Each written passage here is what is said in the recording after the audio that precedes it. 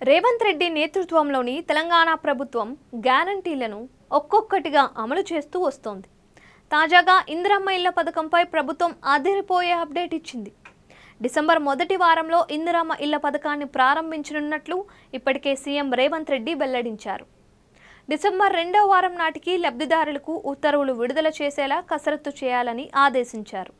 దీనిలో భాగంగా మొదటి విడతగా నిరుపేదలకు ఈ పథకాన్ని వర్తింపజేయనున్నారు. ఈ క్రమంలోనే ఇందిరమ్మ ఇళ్ల పథకంపై మంత్రి పొంగులేటి శ్రీనివాసరెడ్డి అదిరిపోయే న్యూస్ చెప్పారు. ఈ నెల 5 నుంచి ఇందిరమ్మ ఇళ్ల యాప్ను అందుబాటులోకి తెస్తున్నట్లు చెప్పారు. ముఖ్యమంత్రి చేతుల మీదుగా ఇందిరమ్మ ఇళ్లను ప్రారంభిస్తామని మంత్రి పొంగులేటి చెప్పారు. ఇందిరమ్మ రాజ్యం అంటేనే ఇందిరమ్మ ఇల్లు అని చెప్పారు మంత్రి పొంగులేటి శ్రీనివాసరెడ్డి. రాష్ట్ర వ్యాప్తంగా మొదటి విడతగా 4.5 లక్షల ఇల్లు మంజూరు చేస్తున్నట్లు చెప్పారు. రాబోయే 4 ఏళ్ల పాటు ఇందిరమ్మ ఇల్లు పంపిణీ కొనసాగుతోంది అన్నారు.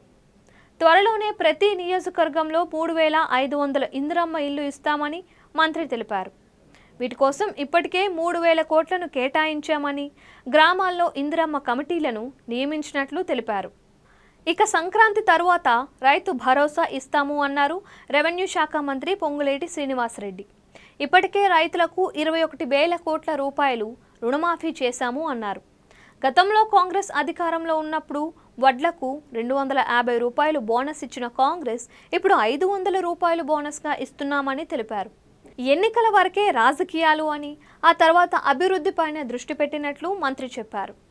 ప్రజలకు ఇచ్చిన హామీలను అమలు చేసి వారిలో నమ్మకాన్ని పెంచుకుంటున్నామని తెలిపారు. ఎన్నికల హామీలను ఒక్కొక్కటిగా అమలు చేస్తున్నామని మంత్రి చెప్పారు.